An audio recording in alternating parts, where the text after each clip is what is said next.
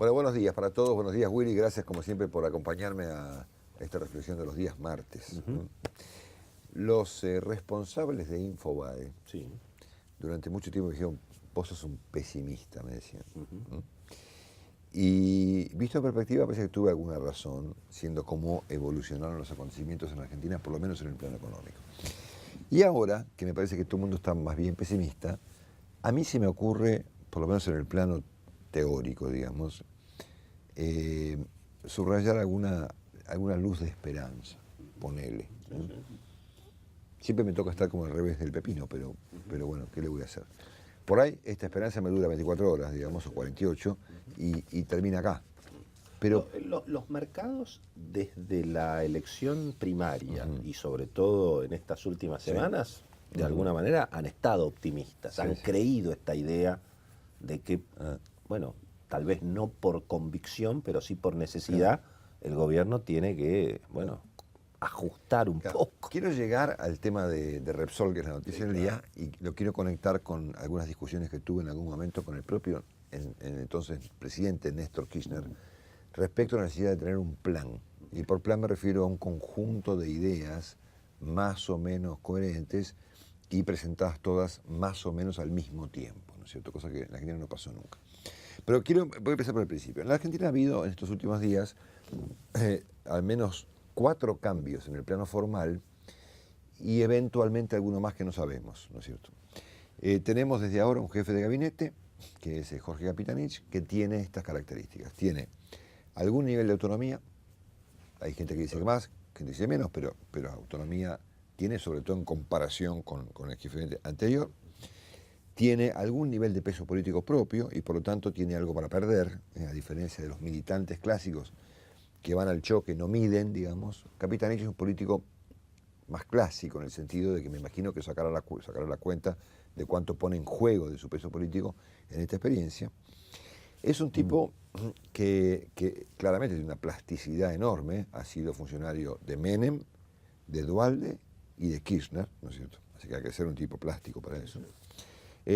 Y su designación ha reflotado en tipos inteligentes como Jorge Asís u otros, una suerte de revalorización de la idea del jefe de gabinete, ¿no? Que estaba aplanada. Claro. Yo conté acá, que fue el martes pasado, cuando el propio Alfonsín me contaba que la idea que él había tenido cuando le impuso a Menem en la reforma, la idea del jefe de gabinete, era justamente para una emergencia, ¿no es cierto? Bueno, pareciera que el cargo recién ahora, como casi 20 años después de la reforma de la Constitución, cobrara, digamos, un sentido práctico, digamos, siendo que el presidente está, y aquí voy al segundo cambio del plano formal, está en una etapa nueva, sí, claro, cuyo contenido desconocemos, pero es nueva, digamos, está por ahí en un rol distinto, digamos, ha delegado, ponerle, cosa que nunca pasaba, etc.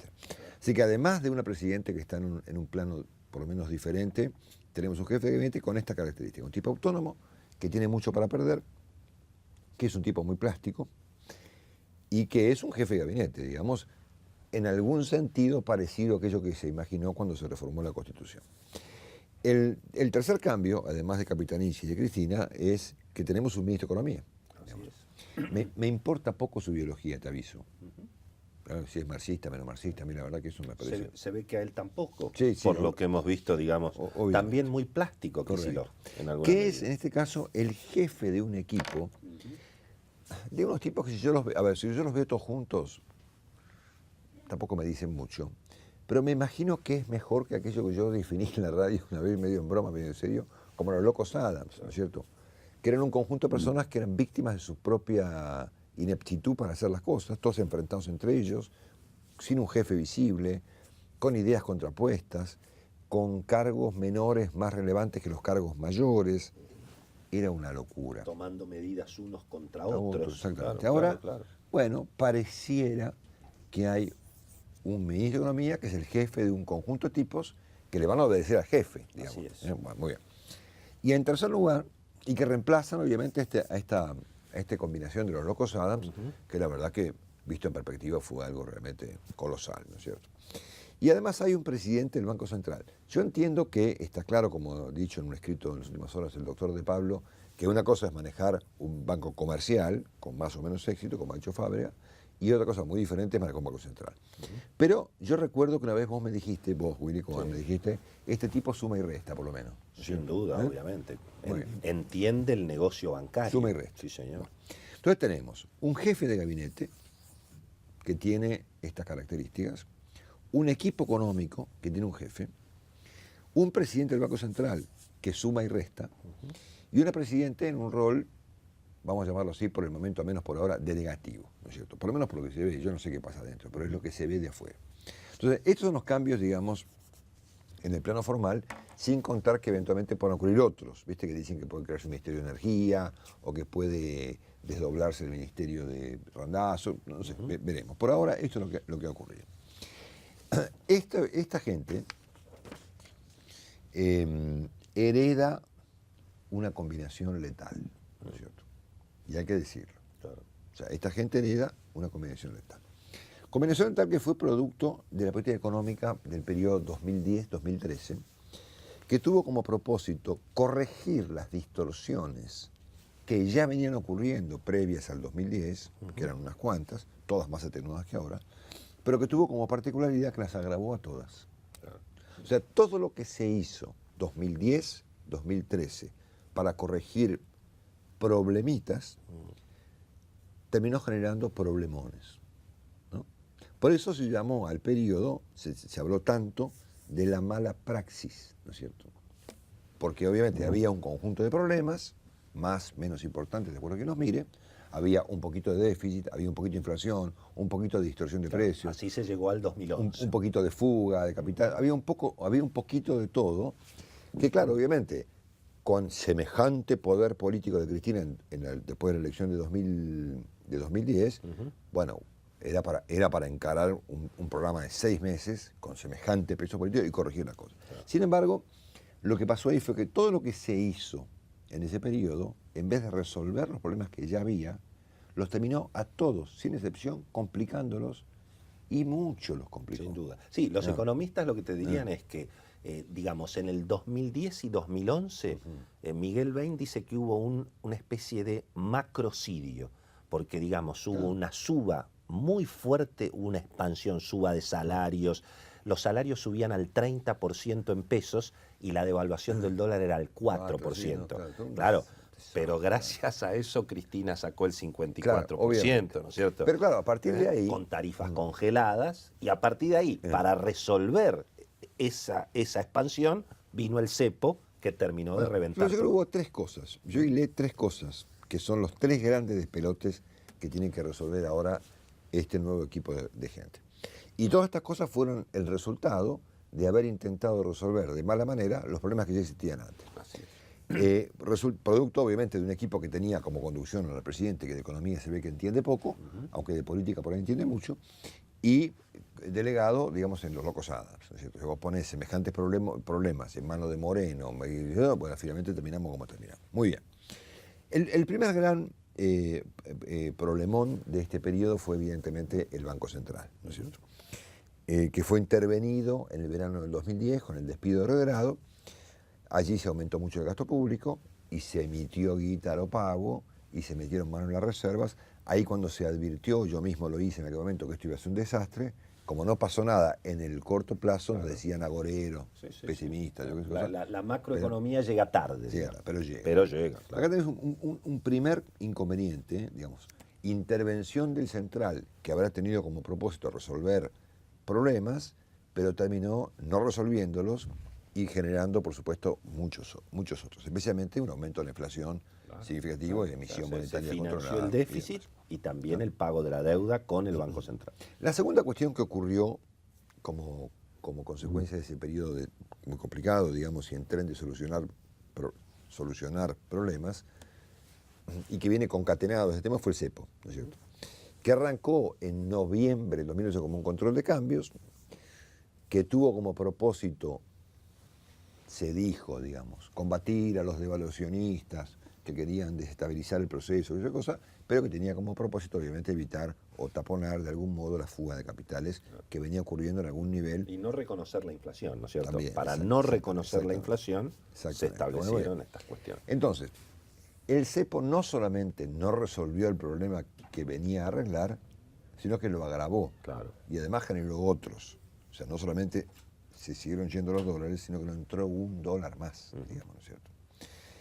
A tal punto que llegamos al, claro, visto hoy en perspectiva, pensado en la cosa que pasaba hace 3, 4 meses, digamos, hemos llegado al extremo, fíjate lo que fue este periodo, ¿no? 2010-2013, hemos llegado al extremo de suponer que compañías de alto nivel, como Vale, por ejemplo, u otras, iban a venir acá a poner sus dólares a cambio de vales, ¿no es cierto? O sea, hemos llegado al extremo de que para invertir en Argentina había que inventar un papelito, para que los tipos pongan los dólares en el Banco Central, les den un papelito que para ir al mercado de secundario y cambiarlo por pesos a 8. Entonces, una cosa de decir, pero ¿para qué la vamos a hacer simple si la vamos a hacer complicada? ¿No es cierto? Muy bien. Para no reconocer la inflación. Entonces, en primer lugar vino, obviamente, la intervención central. Después vino el control de cambios que derivó en lo que derivó. Y después vino lo de Repsol, ¿no es cierto? Como frutilla de la torta, ¿no es cierto? Ocurrió en abril de 2012 con el objetivo de corregir los problemas que ya había en materia energética. ¿no es cierto? Sobre todo el tema de la falta de producción y de la importación de combustibles. ¿no es Que cierto? terminó básicamente agravándolos. Claro, fue otro cepo. Claro, entonces, todo lo que, digamos, las 3 grandes cosas que pasaron en el periodo 2010-2013, en la intervención del central, la emisión, la inflación y demás, el tema del control de cambios derivado en cepo, derivado en BADE, derivado en el ridículo en el que estamos hoy, digamos, más la extracción de Repsol no pagada, digamos, las 3 grandes herramientas que fueron inventadas por los locos Adams, siguiendo el razonamiento anterior, y autorizadas por el presidente, produjeron en todos los casos un agravamiento de lo que había. Sí, voy a salir un minuto en defensa del gobierno en 2 cuestiones. Primero, la opinión pública le dio un voto de 54% a Cristina cuando varias de estas macanas ya se habían hecho. Básicamente la del Banco Central. Y la estatización de Repsol fue votada por aclamación en el Congreso. Es decir, toda la oposición... Bueno, está bien. Ahora van a aclamar a Exxon. Ok, lo digo... Que la gente se aclama cualquier cosa. Se aclama el default y su levantamiento, se aclama la emisión y su detención. Es importante eso. Y se aclamó la extensión como se va a aclamar la inversión extranjera que va a tener que venir a partir de ahora, porque si no vamos a tener un sope de nafta en este país. Bueno, este periodo 2010-2013 y sus consecuencias, entre paréntesis, digno de algún día habría que analizar realmente qué fue lo que pasó por la cabeza de esta gente para hacer esto. Es lo que el nuevo equipo está heredando, ¿no es cierto? No está heredando los problemas de los 90, de los 80, de los 70, o de Celestino Rodrigo, o de los militares. Está heredando el problema que se generó, mejor dicho, que se agravó en la Argentina de modo reciente, 2010, 2003. Particularmente a partir de la muerte de Néstor Kirchner, fíjate vos, no es una casualidad. Pero ahí vino una etapa recuperatoria, digamos, la Argentina salía de la recesión del 2009. Claro, pero todo el poder económico y todas las decisiones... El efecto luto, la oposición desarticulada, lo que sea. Bueno, finalmente... Pero ahí Cristina compró toda la idea del estatismo y la intervención... No estoy considerando factores, digamos, no económicos que influyeron en la economía. Por ejemplo, el pacto con Irán o el intento de reforma judicial. Estoy centrándome en los elementos críticos de lo que fueron las ideas económicas de la Argentina 2010-2013, que fueron estos 3 grandes temas, cuyas consecuencias ahora los señores Capitanich, Fábregas y Kicillof con su equipo van a tener que enfrentar. Ocurrió algo esta mañana. Nos despertamos, o anoche nos enteramos, que había un principio de acuerdo con Repsol. Entonces yo busco mi lista de problemas autogenerados y digo, che, acá estaba Repsol, ¿no es cierto? Era uno de los temas.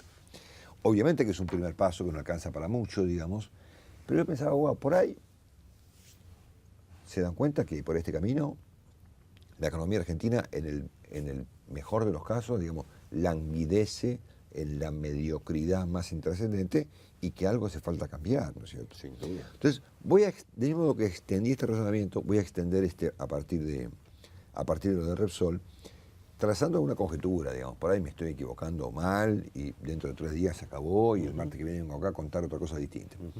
Pero se me ocurrió que si el criterio que llevó al gobierno a dar este paso de intento de arreglo de lo de Repsol, está bien, emitiendo bonos, lo que vos quieras, si se aplicara al resto de las herramientas utilizadas para terminar de destrozar todo, digamos, digo, por ahí cambia algo, digamos, ¿no? No tengas ninguna duda. Por ahí cambia algo. Algo que debería llevar a resolver el problema más acuciante, más complicado, con mayores consecuencias, como decía el señor Ramos hace un rato, en todos los planos, que es arreglar el cepo, digamos, ¿no?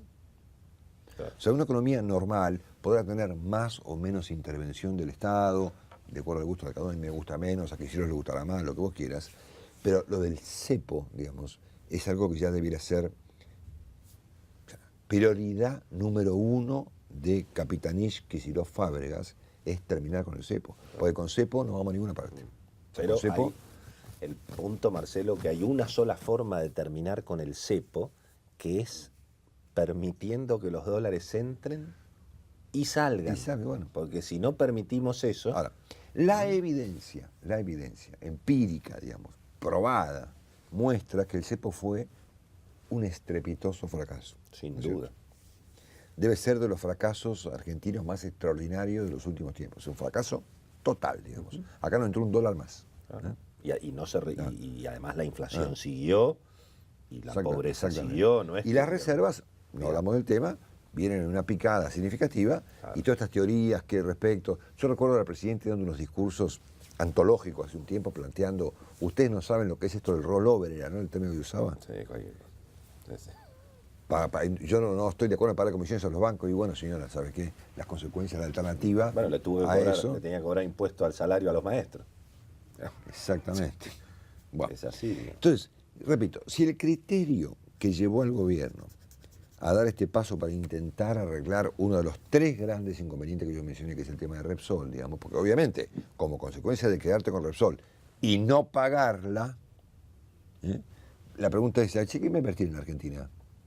Con unos tipos que se quedan con las compañías y a diferencia de Chávez, que se las queda, pero las pagaba, digamos, esto ni siquiera las paga. Entonces, es un primer paso para arreglar, además, a partir de ahí, un conjunto de inconvenientes relacionados con esto, que son los juicios con el CIADI, el Club de París. Estamos discutiendo el Club de París desde la época en que Sergio Massa era jefe de gabinete, ¿no? Así es, efectivamente. Yo me acuerdo de una conversación que mantuve Hay un con Sergio Massa. Hay un decreto firmado por la presidenta para iniciar la negociación. Me acuerdo de una noche que mantuve una charla con Sergio Massa, que se la recordé en un reportaje que le hicimos juntos en Radio Mitre hace un mes. Una conversación que tuvimos en un bar en la calle Fitzroy una noche, ¿no? Éramos Sergio Massa, yo y una tercera persona. Y me contó en ese bar, el flamante jefe de gabinete, sus planes para arreglar el Club de París. Sí. Yo en esa época dirigía El Cronista, claro. Y cuando se conoció esa noticia, hicimos un título que era así como Empieza el nuevo gobierno de Cristina. Claro. Era como una cosa. Pasaron casi 4 años desde ese momento, o 3 años y pico, digamos, y todavía estamos empezando. Muy bien. Entonces, me parece que eventualmente, si el gobierno ha dado este primer paso tratando de arreglar un inconveniente de esta naturaleza, o sea, el gobierno debiera enfocarse al tema del cepo. O sea, yo entiendo que los economistas me explican que es muy complicado salir, lo que quiera, pero hay que salir del cepo. Debería ser la prioridad de este conjunto de personas buscar un modo para terminar con lo que destruyó lo que quedaba. ¿No es cierto? Bueno. No es nada complicado salir del cepo, se podría salir esta misma mañana. Puede ser. Lo que pasa es que posiblemente habría que hacer cosas. Habría que hacer por ahí un desdoblamiento al principio. A mí se me ocurrió una ajuste cosa fiscal, que es lo que está haciendo. A mí se me ocurrió una cosa y la digo, y como me dice mi amigo Colmillón, la digo y rajo. Y nos vamos, no vamos, muy bien. Me acuerdo de haber discutido mucho en el periodo 2003-2005 en privado con Kirchner la idea de un plan económico al que él se negaba, ¿no es cierto?